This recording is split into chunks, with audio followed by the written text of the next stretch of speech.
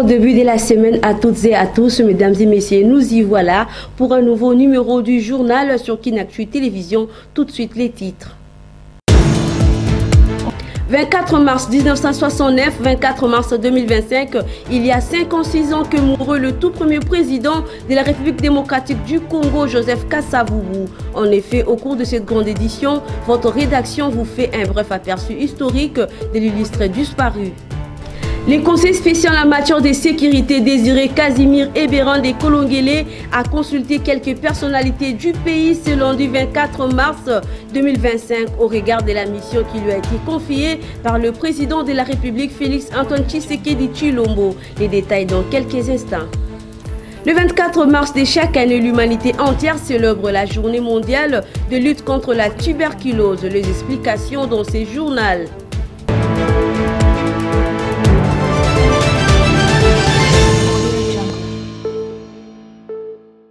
Une fois de plus, merci.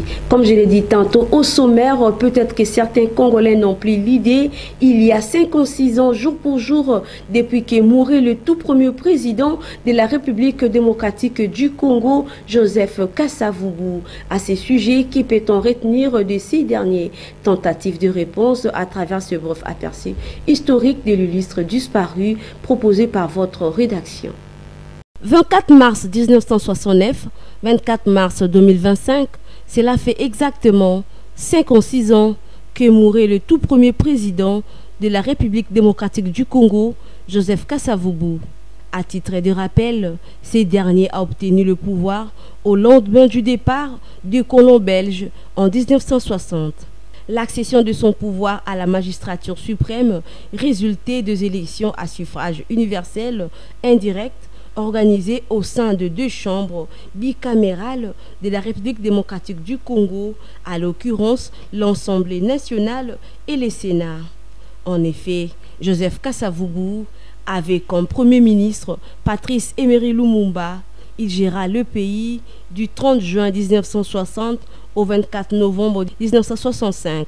Pendant ces 5 années de l'exercice de son pouvoir, ce dernier a été secoué par des différentes crises socio-politiques, mais également des guerres récurrentes dans la partie orientale du pays.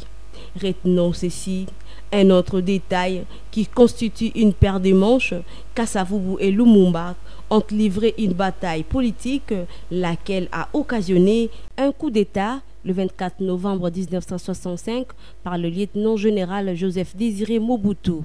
Notons par ailleurs que le président Joseph Kasavubu fut un nationaliste et oblatif au service des Congolais. Mais hélas, il a quitté la terre des hommes à Kisundi, dans la ville de Boma, dans la province du Congo central, et fut enterré dans son village natal de Singini. En politique, les consultations ont bel et bien démarré ce lundi 24 mars 2025 dans la ville-province de Kinshasa en vue de mettre en place un gouvernement d'union nationale. Au cours du tout premier jour, le conseil spécial en matière de sécurité du chef de l'État, Félix Antoine Tshisekedi Tshilombo, Ebéran de Kolongele, a consulté le speaker de la Chambre haute du Parlement, Jean-Michel Sama Lukonde et consorts. Regardez.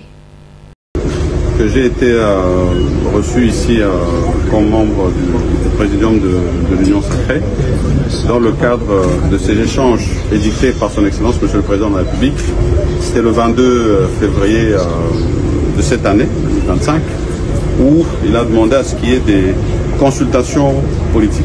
Ces consultations politiques s'inscrivent dans le cadre d'un esprit de cohésion et d'unité nationale face à cette triste situation sécuritaire que vit la République démocratique du Congo en ce moment.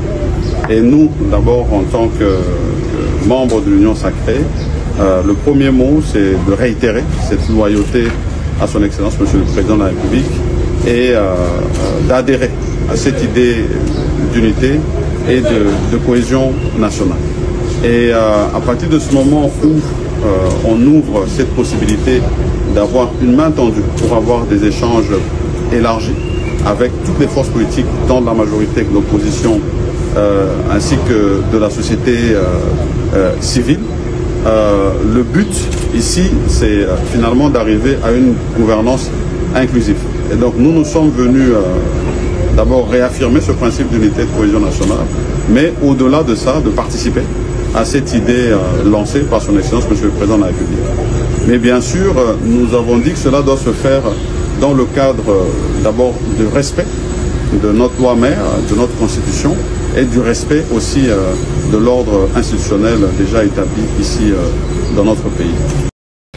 Poursuivons par le volet sécuritaire, particulièrement à l'est de la RDC. Le lieutenant-général Jules Banda Mouilamboué, chef d'état-major général des forces armées de la République démocratique du Congo, est arrivé le dimanche 23 mars dernier dans la ville de Kisangani, chef-lieu de la province de la Tchopo, pour une mission officielle d'inspection et de commandement des unités militaires déployées dans la 3e zone de défense.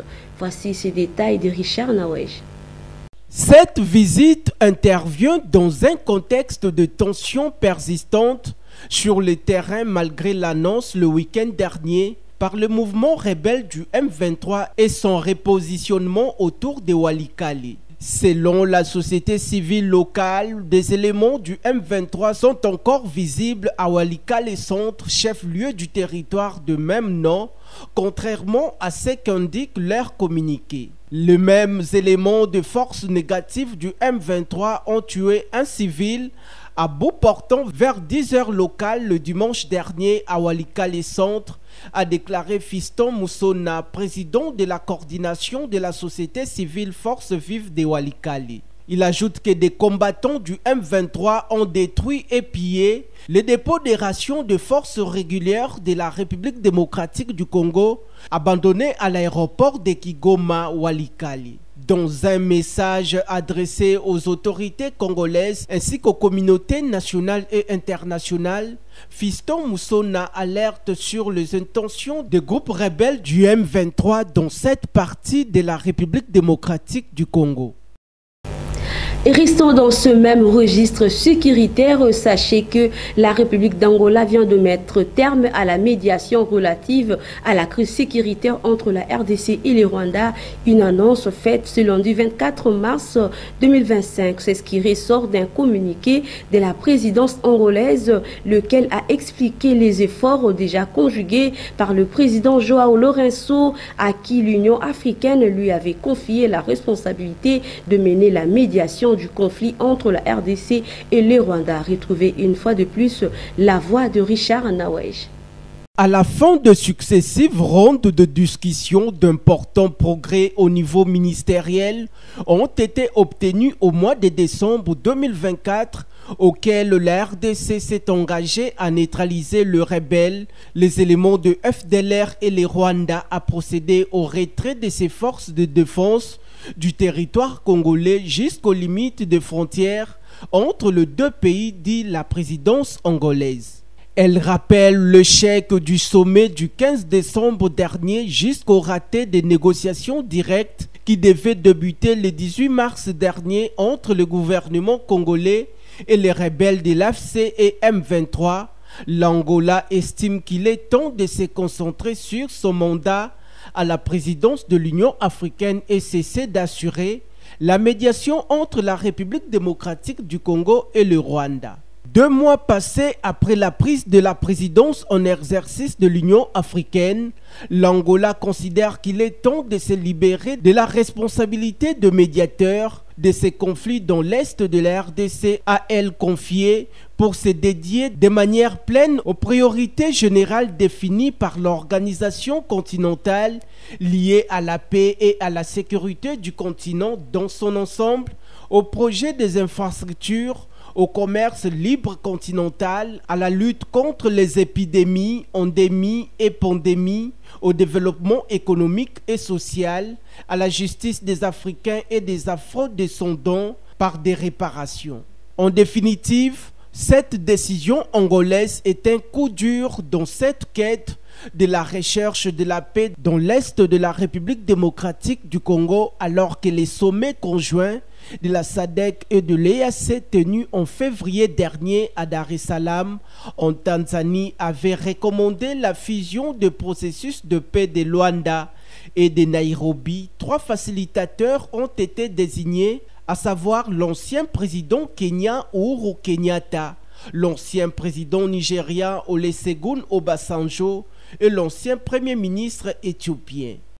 Évolution de la situation sécuritaire dans l'est de la RDC. Restons-y, les incursions du mouvement du 23 mars et de l'AFC sur certains coins de la RDC ont occasionné de nombreux déplacés. À ce sujet, un communiqué signé le week-end dernier par le Haut Commissariat pour le réfugié, HCR en sigle, a exprimé ses inquiétudes sur le défi de financement dû au coût budgétaire de reconstruire des abris pour de déplacés internes. Suivez. Le danger du voyage ont conduit à de multiples tragédies, car des bateaux surchargés et fragiles, souvent le seul moyen de traverser de vastes voies navigables, ont chaviré. Dans le pays limitrophe tel que l'Ouganda et le Burundi, le HR confirme une situation humanitaire presque désastreuse. Plus de 28 000 Congolais ont traversé l'Ouganda depuis le mois de janvier dernier, soit une augmentation de 500% par rapport à la même période en 2024, 10 000 annoncés d'ici la fin du mois de mars de cette même année en cours. La plupart des centres d'accueil et de transit en Ouganda accueillent actuellement 7 fois plus de personnes que leur capacité et manque d'eau, d'assainissement et d'abri. Les coûts budgétaires ont débordé le centre de santé et la malnutrition infantile a explosé en raison de la fermeture des centres d'alimentation dans les zones d'accueil des nouveaux arrivants, précise cette organisation internationale qui renseigne l'accueil depuis février dernier. 68 000 réfugiés congolais dans la commune de Rugombo en Burundi, dans des conditions d'insuffisance d'installation sanitaire.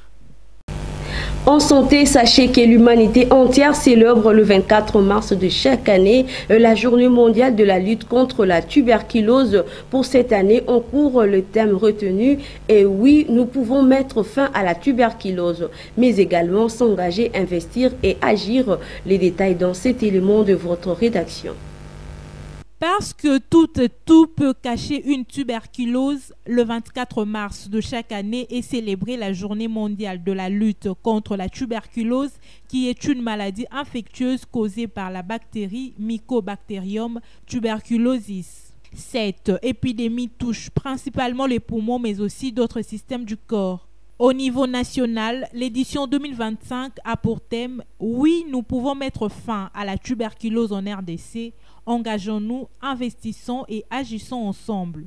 À Kinshasa, 2 manifestations commémoratives ont eu lieu pour sensibiliser la population et entreprendre les efforts pour éradiquer cette maladie dont la transmission s'est faite lorsqu'une personne atteinte de la tuberculose libère le germe dans l'air, lorsque les personnes infectées toussent, parlent, chantent ou éternuent. Les personnes les plus exposées sont les enfants et les personnes âgées. En effet, ces germes pénètrent chez un individu immunocompétent. Ces cellules immunitaires vont empêcher ces germes de se développer, les mettant en quarantaine. La dite personne va rester porteuse saine. Mais lorsque le système immunitaire de la personne s'affaiblit, l'infection va se développer jusqu'à devenir tuberculose maladie. Causée par l'usage abusif de la drogue, la consommation excessive de l'alcool, certains cancers et la malnutrition, la tuberculose est caractérisée par une toux de plus de 3 semaines avec rejet de salive et de sang, accompagnée par de fièvre, une grosse fatigue, une perte d'appétit et de poids ou encore des sueurs nocturnes.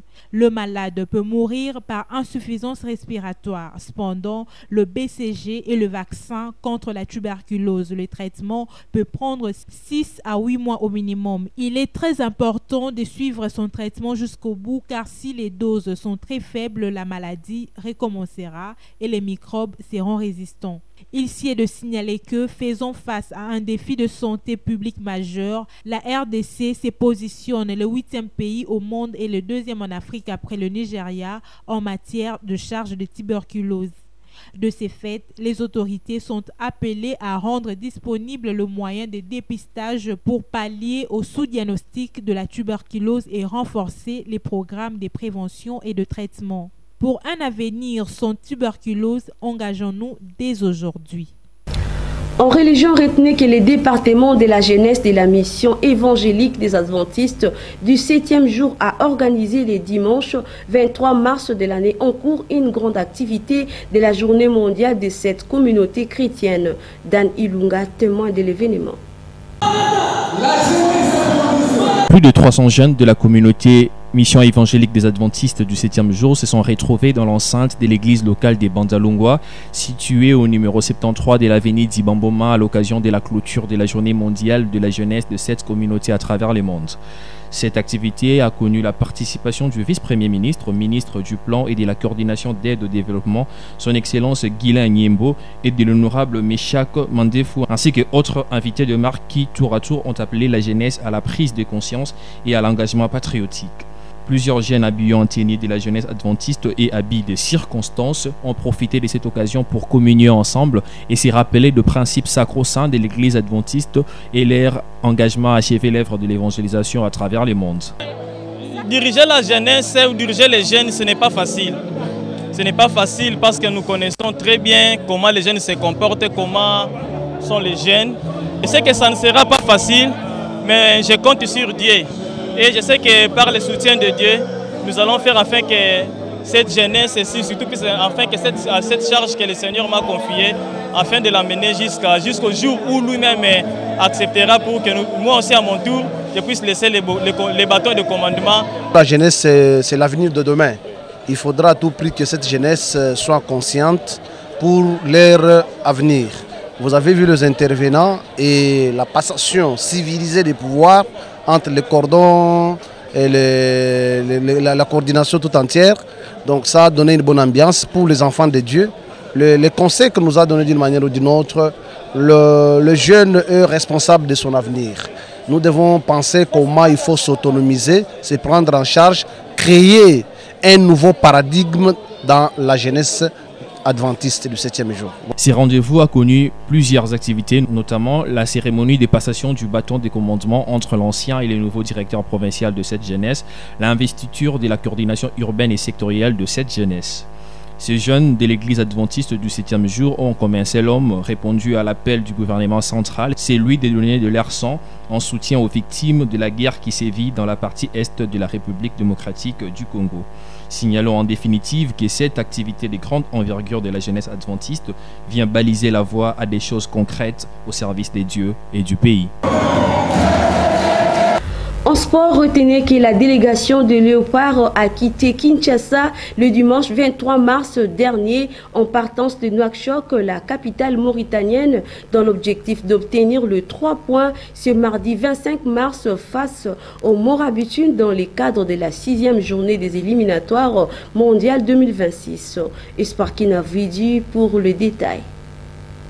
C'est dans les avant-midi de la journée dominicale du 23 mars dernier que la sélection nationale de la RDC, sous l'égide du technicien français Sébastien Desabre, a pris les réguliers affrétés aux directions de Nouakchott, où ils seront reçus le mardi 25 mars dans la soirée par leurs homologues de la Mauritanie. Déterminés à valider les tickets pour la plus grande messe du football mondial prévue en 2026, les coéquipiers de Chancel Mbemba ont la mission primordiale de vaincre les Mourabitines à domicile et arracher les 3 précieux points pour se hisser au classement provisoire du groupe B, actuellement dominé par les crocodiles du Nil du Soudan avec 11 points.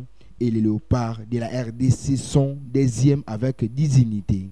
En séjour à Nouadhibou, les Congolais vont s'entraîner en unique séance dans la soirée de ce lundi 24 mars, à la veille de cette confrontation décisive, comptant pour la 6e journée des éliminatoires de la Coupe du Monde 2026. Rappelons que les léopards avaient battu la sélection nationale sud-soudanaise le vendredi dernier au stade de Martyrs de la Pentecôte de Kinshasa par 1-0 en match de la 5e journée de ces éliminatoires. Cette fois-ci, le valère nutritive. Que savez-vous de la carotte? Découvrons ensemble à travers ces détails que votre rédaction vous propose.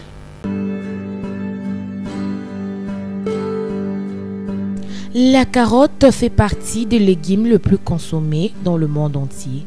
Pour cause, sa saveur douce et sucrée se prête à toutes les associations en cuisine et séduit le petit comme les grands.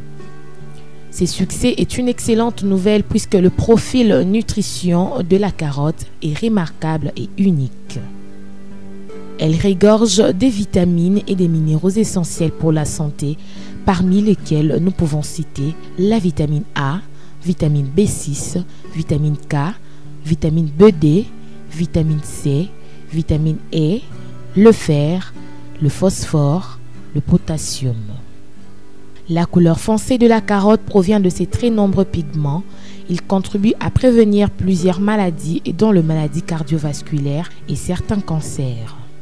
Son jus améliore la capacité antioxydant et les taux de vitamine E dans le sang, en plus de diminuer les cholestérols et les triglycérides du foie et dans le sang.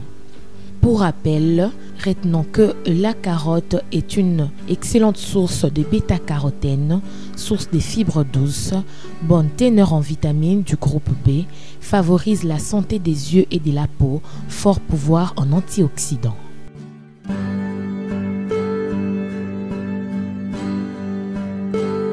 Avant de boucler ces rendez-vous d'information, la rédaction de Kinactu Télévision vous propose la belle sélection de journaux parus ce lundi 24 mars 2025 dont la ville-province de Kinshasa a retrouvé ses timbres vocaux d'espoir Kinavidi.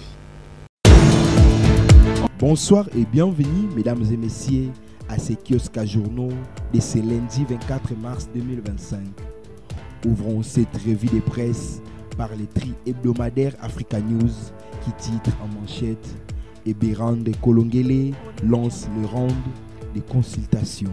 Dans son contenu, le journal souligne que c'est le grand jour pour les partants, un mois après l'annonce, le 22 février, de l'imminence de la formation d'un gouvernement d'union nationale. Le conseiller spécial du président Tshisekedi en matière de sécurité, Ebérande Kolongele, lance ce lundi 24 mars les consultations politiques de toutes les couches nationales. Samedi 22 mars, le spécial du président chargé de mener cette mission a mandaté son DIRCAB pour s'entretenir avec la presse et donner les grandes lignes de la démarche de fédération des forces vives de la nation voulue par les chefs de l'État RD congolais.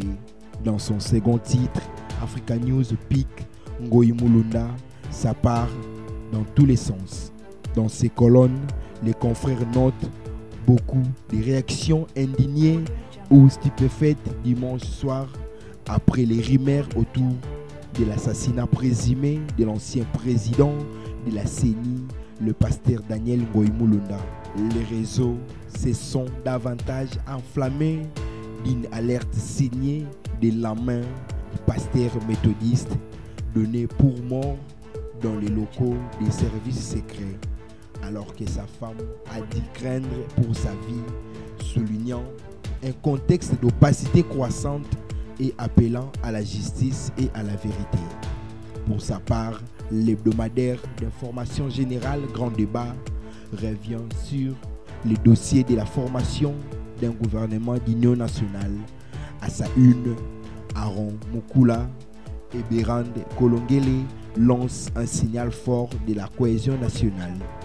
Le temps n'est plus à perdre, indique le président du mouvement des patriotes congolais engagé après le lancement officiel des consultations nationales par le conseiller spécial du chef de l'État en la personne de Ebérande Kolongele. Bouclons cette revue de presse par Forum des As qui titre Watum nomme une actrice de théâtre PCA de la Procène. Dans ces lignes, le quotidien met en lumière les inquiétudes de nombreux observateurs qualifiant ces membres du gouvernement souminois. Ce faisant, le ministre de l'Industrie saboterait la vision du chef de l'État, Félix Antoine Tshisekedi Tshilombo, sur l'émergence de la classe moyenne. C'est tout pour ce soir. Le rendez-vous est pris prochainement.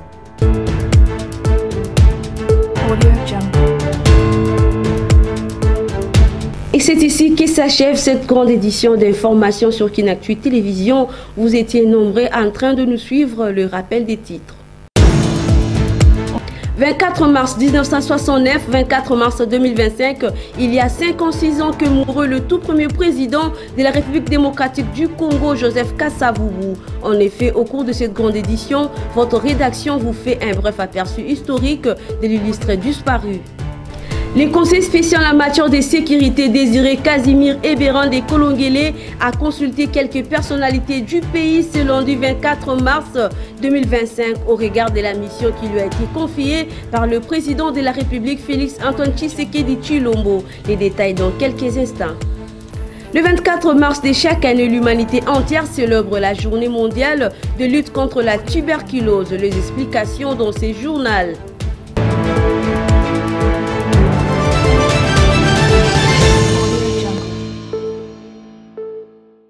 Merci à la rédaction et à la technique pour ce travail des titans. Nous vous retrouvons très prochainement avec le même plaisir. Que la paix du Seigneur Jésus-Christ demeure dans toute l'étendue de la République démocratique du Congo. Au revoir.